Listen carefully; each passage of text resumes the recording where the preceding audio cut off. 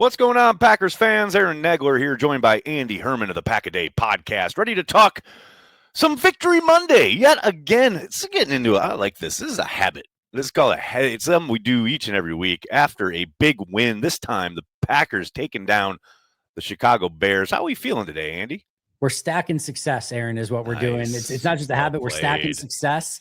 I love this. I love these Victory Mondays. I could get used to them for, I don't know, the rest of, until about, end of February. That sounds great. That sounds perfect. I'm all the way in, but no, awesome game. Just really fun football. December football, Lambeau Field, Packers, Bears, 21-21, 8 minutes left. Jordan gets the ball, everything that you want in that game. And in both sides, the offense has to go down and score a go-ahead point, go-ahead points to get the touchdown. Then the defense has to come up at the end. And Ben Johnson basically confirmed it today that they were going to go for 2 if they got the touchdown. Defense doesn't even get to that point. They come up with the interception. Just a really, really fun ball game, and excited to break it down with you today.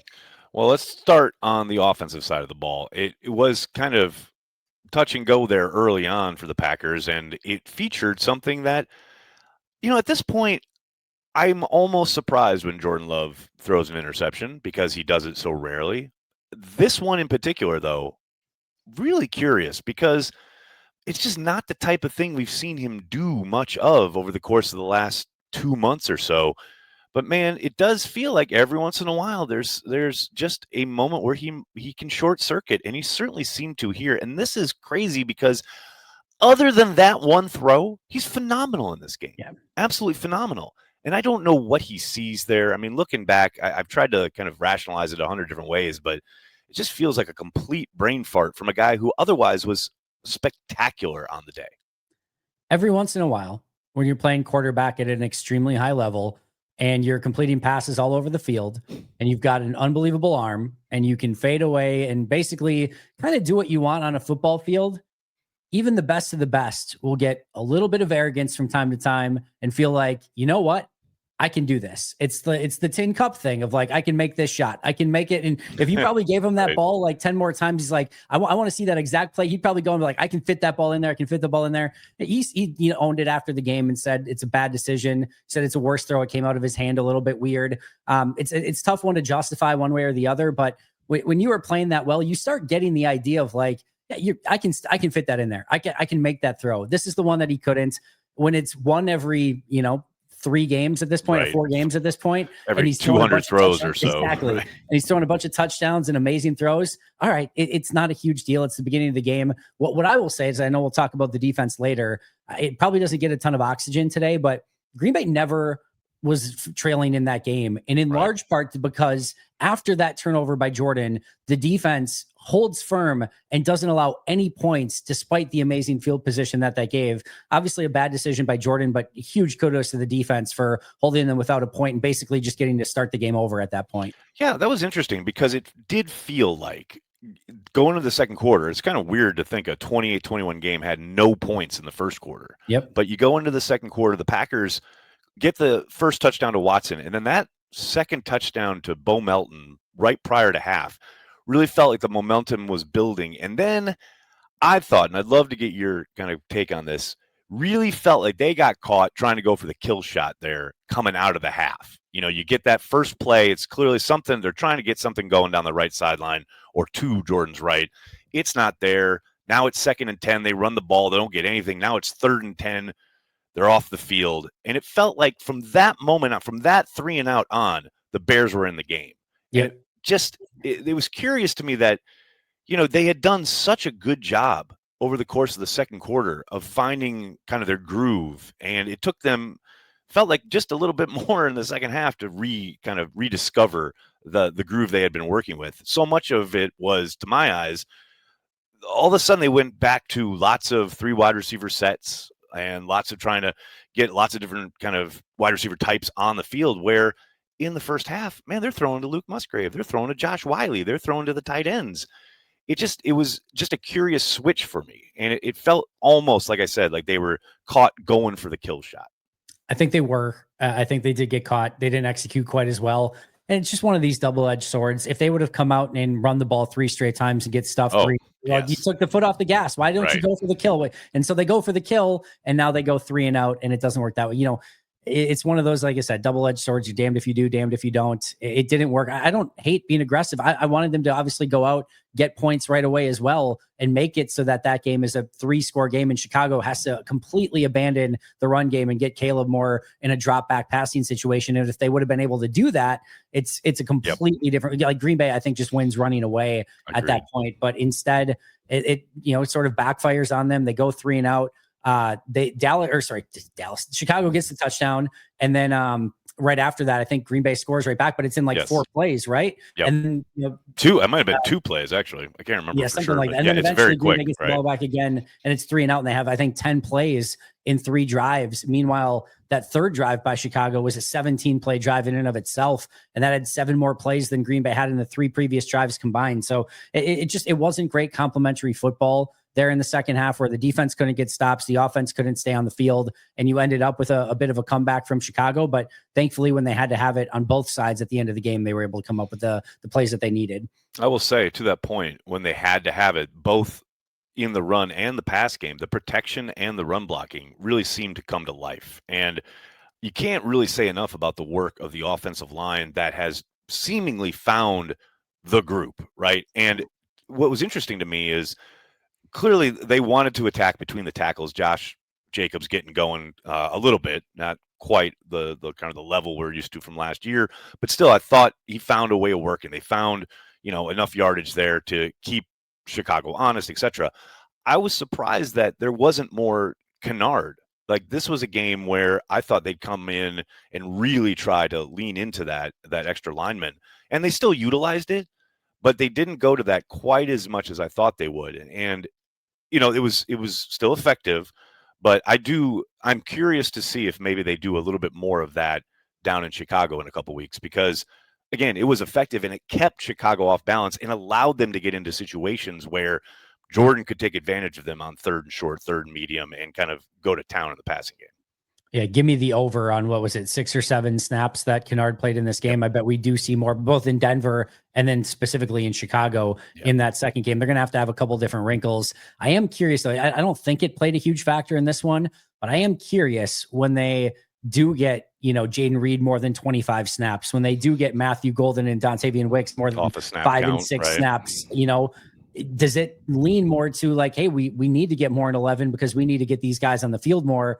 And I'm interested to see how that sort of balances out, because I don't want Christian Watson off the field. Nope. I really, once Jaden Reed's ready to go, I kind of don't want him off the field. I would love to see more of Matthew Golden and Dontavian Wicks than certainly we did this week. And you're going to get Dobbs his snaps also. So that's going to be really interesting to me to see how that, sort of shapes up once they actually have everyone back. And I don't think they can go away from some of the 2 tight end set and the Darian Kennard stuff that's also been working. Yeah. Agreed. And the Reed thing is really interesting because the effectiveness was clear, right? From the get-go, right out of the gate, he was getting involved in the offense, and you saw him, not even just the plays where he had a reception, but certainly the motion and just his presence out there changes things for the offense. But what it is interesting, I think all but one of his snaps were in 11 personnel, and he played in the slot, and was only one snap where he was, one wide receiver on the field. That it becomes a bit of a tell, becomes a bit of a, kind of something that the defensive coordinator can focus on and try and take away, etc. But it does seem to be so effective, and it's obvious that Jordan Love trusts him implicitly. The one play that it's 3rd and short, and they do a boot out to his left, and Love floats the ball over the defender, or actually 2 defenders, to the left sideline, and it's like he's just pulling away from them, and it doesn't look like much, but that's a really difficult play that they made look insanely easy. Like Jaden Reed had missed no time at all. So I understand why he's out there the way he is and the way they utilize him. I do wonder if they continue to use him exclusively in the slot like that, though. Very small sample size so far this year, but 40 plays in the slot, only 8 out wide for Jaden Reed so far. So they haven't really used him a ton in that situation going back to last year. In the slot, 520, out wide 163. So a little bit higher usage outside in 2024. But I think that's going to be something that they have to experiment with. But at the same time, you do have Watson, Wicks, A lot Golden, of guys, Dobbs, who can yeah. play outside. So again, it's just going to be a balancing act. And while I think it's a good thing, and as Matt would say, a good problem to have, I ultimately think it's going to be really interesting to see how some of those things balance itself out. And the last thing I want to say on the offensive side, because you got to give props to Jordan Love at the line of scrimmage and the work he did. 2 of his touchdowns were things that he saw at the line of scrimmage and made adjustments, made a call.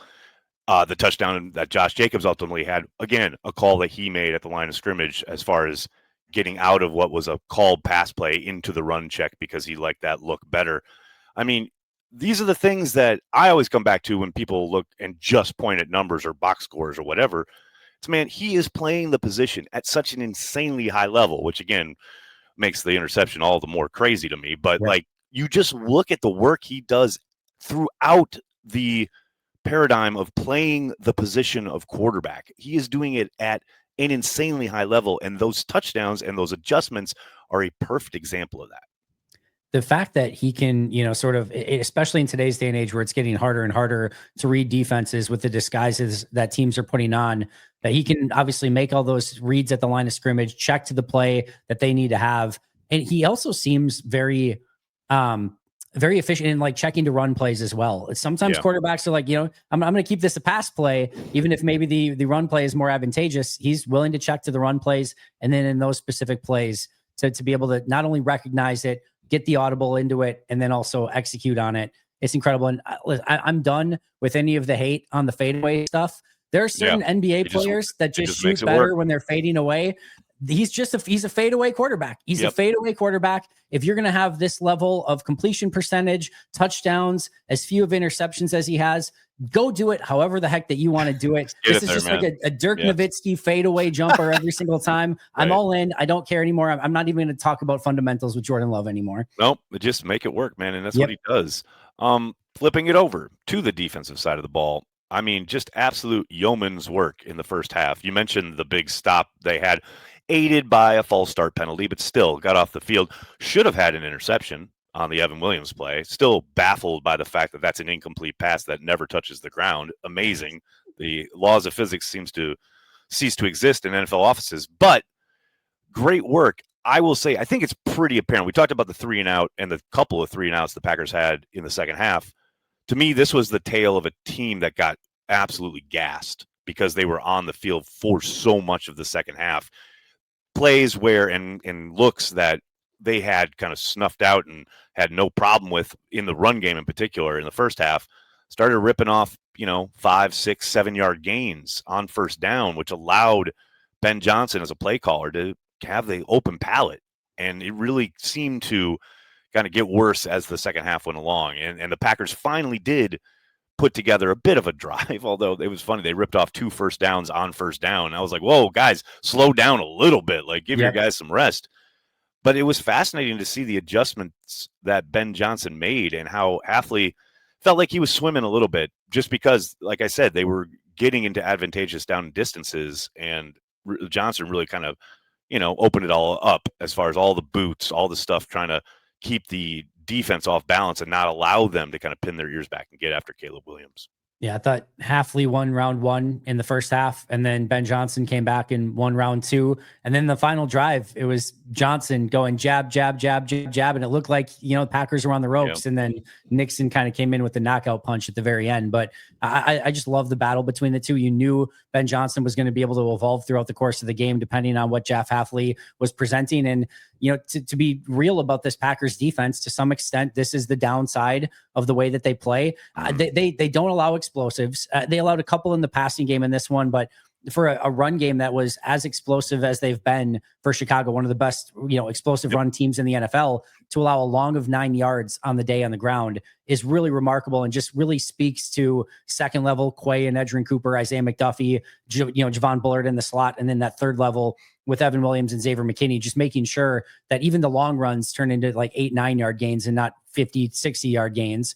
And then, I just thought that when you're allowing some of those, paper cuts and the stuff underneath, like this can happen. You can give up some 17 play drives. And at some point, again, we've talked about this a million times, you're willing to tip your cap and say, awesome, you went 17 plays, you got 89 yards, you scored a touchdown.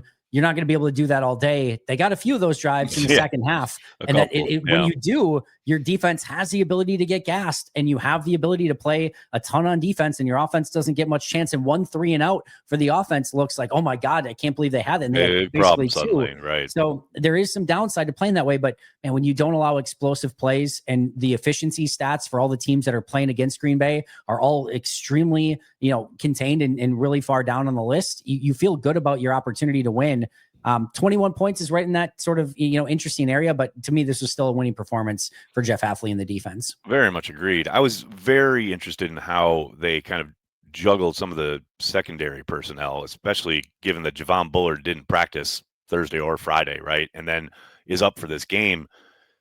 Curious what your thoughts were if you've gotten a chance to look at it. I don't know how much you've looked at the tape yet, but I know Nate Hobbs played, a little bit there in the first half, and then it felt like he kind of disappeared. I don't know if he's pulled for performance. I don't know if that's a plan or what, but it didn't feel like he was terrible. It didn't feel like he had been exposed or whatever. I think he gave up a completion at one point, but overall, I was interested in how they kind of were mixing him back in, and it really felt like Javon Bullard played extremely well, and the whole kind of focus coming out of that game, or at least, I don't know, live, well, we're doing the live chat, so many people were down on Keyshawn Nixon, and it was like, I get there's the penalty, and you're upset about that, or the 2 penalties, and that's kind of the focus. I thought Nixon played a hell of a game, and clearly he has the big play at the end that everybody will remember, but it just feels like the secondary, for all the different kind of mixing and matching, they played about as well as you could expect, given how much they had to cover with Caleb Williams running all over the yard, extending plays. And you're like, okay, you've got to be able to at least stick with your guys, do your sticky coverage for as long as possible. Because, man, if he's extending plays for 3, 4, 5 seconds, that's an eternity in the NFL. And again, on balance, on whole, I thought they did well. Yeah, the illegal hands to the face is a bad penalty, but those things happen. Like, it's not the end of the world. You see these happen from time to time. It just is what it is. It's nothing egregious. I thought the personal foul penalty was awful. I don't ridiculous. Like not on Keisha. I thought it was the actual penalty itself. I mean, he's getting basically choked, and all he does is like move his hand off him. I could see if he like swung at him or like pushed him. I don't know what he said. Maybe he said something with one of the magic words that you can't say or something. I don't know, but at the end of the day, that looked like a awful. At worst, you should offset those penalties. Yeah, well, that's what I thought was going to happen, and then when it didn't, I couldn't believe it. Right, completely. So I don't even put that on Keyshawn. The play where he gives up the touchdown, he's in perfect coverage. Should he have probably found a way to bat it away? Yes.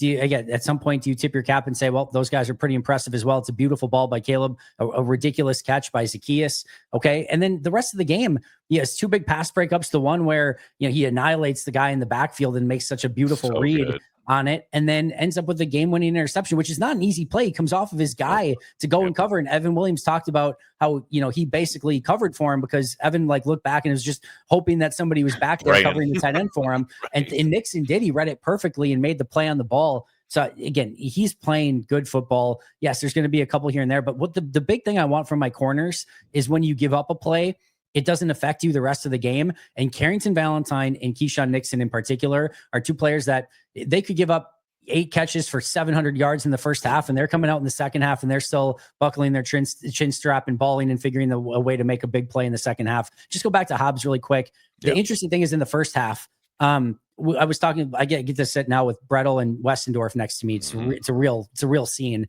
in the press box. I'm sure. But we were talking about specifically with Brettel of how early in the game we couldn't really get a read on it because in early downs they were in base. They didn't play any there was nickel. A lot of 3 linebacker sets. Yes. Yeah. So McDuffie played a bit more than I expected him to, especially early in the game. Yeah. And then then there was obvious pass downs and Hobbs was in. So we couldn't really get a read of what they did prior to Hobbs's injury last time is Bullard was kind of like their base nickel guy. And then Hobbs would come in obvious passing situations, and they didn't really play the base nickel early in the game. So we couldn't get a read on it. And then later in the game, when we saw a little bit more of it, Bullard came in those situations. So I think it's going to stay that, obviously you have your 4-3, but then if you're in nickel in more like, early downs, could be a runner, a pass, it's still going to be Bullard. But if you get to those like 3rd and 8, 3rd and 10, obvious passing situations, Hobbs is going to be the guy out there. And I think that's probably the right decision just based on coverage ability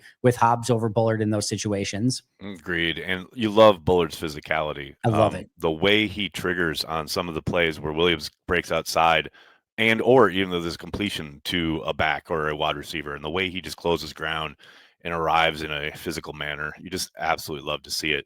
What did you make of the work up front by really the whole defensive line, but particularly along the interior? Because, like I said, it felt like early on they played really well. They were quite stout, but it certainly felt like, and I don't know, I've tried to go back and look some of it this morning, but man, the play was so stout early on, and it felt like they kept getting washed out in ways they hadn't been in the first half. And I don't know if that's a change of technique of how Ben Johnson was calling the running plays, or if they were just flat out getting tired, because they were so effective early on, but that kind of all disappeared in the second half. Yeah, a couple things. It is a little bit of a concern to me, but thankfully, again, they're backed up by Quay and Cooper and Evan Williams flying in from safety that mitigates some of that. To me, Colby Wooden, and I talked about this going into the week, I had a really high grade on him like the first 8-9 weeks. The last 3 weeks, it's been far less so. And this is a player who was the number 5 defensive tackle for the last couple of years. Right. And in a 10 snaps a game here and there. And now he's de facto defensive tackle 1 with a lot of pressure on him. And that's a totally different ballgame. Those snaps start piling up really quick. And for him to, put on weight in the offseason and now have to hold up against double teams consistently, that's a different life in the NFL. I do wonder if he starts to wear down, which is maybe why they get 2 beefy players this past week, right, to help him out a little bit. Carl Brooks isn't the big time run defender. Warren Brinson's not a big time run defender. Stackhouse was inactive, and Jordan Riley is playing his first game of the team coming off of a practice squad for the Giants. You don't have Bohanna on this one. So it didn't surprise me that started to happen as the game went along. But where I, again, will give credit to this run defense as a whole is this is a team-oriented run defense. It's not predicated on a Gilbert Brown or a Williams Wall or something where like, oh, that's the thing. It's everyone fitting their gaps, doing their job, playing their assignments. And even when those guys get moved a little bit, they have the ability to course correct and, again, hold some of those runs to 5, 6, 7 yards rather than getting gashed in the middle of the field. Speaking of course corrections, we can only hope for one when it comes to the special teams. Andy, we were doing so well. We were doing so well. We were competent for a couple weeks in a row. And then we have a kickoff out of bounds. We have a shanked punt. We have a couple penalties. We're back. We're back. We're back, Andy. We're back to just give me competence, because that wasn't it yesterday. The Fighting Bisaccias had a come back to earth moment yesterday. Yeah, they did. I will still, as this is the state of special teams in Green Bay. Oh God. I would mostly take that performance from a special teams more often than not. Right. If it's only 2 penalties, a shanked punt, and what was the other one? Kickoff out of bounds. Kickoff out of bounds. Which is the most egregious one. Yeah, big time. You just can't. You can't even kick it in the end zone to give him it at the 35, much less kick it out of bounds and give it to him at the 40. But yeah, I don't know. As long as you're not making a catastrophic mistake that changes the game, I'm mostly okay with it. But my goodness, every single week it feels like the very first special teams play. In this case, it was the first return that they had. Yep. It's a penalty. It's a block in the back or whatever it was. So it's unfathomable to me. I don't expect any correction in my lifetime. It just I've bought into it. It is what it is. I'm accepting of it. And I don't know what else to say. We were doing so well. That's my disappointment. They had done so well on teams. So who knows? Who knows? We're going to go to Denver. We're going to go to altitude, and everything's going to be fine. That's my until I get visited by the ghost of special teams past on Christmas and we start seeing something come into your dreams. Yes, I like it. I'm all in. Big one this Sunday. Uncommon opponent over there in Denver. Going to be very excited to break that down with you later this week. Good times. Packers are rolling. Can't wait to talk about this big matchup with the Broncos, and then, of course, the rematch with the Bears in a couple weeks. Andy, thank you so much for the time, man. It's going to be fun. Enjoy your Victory Monday.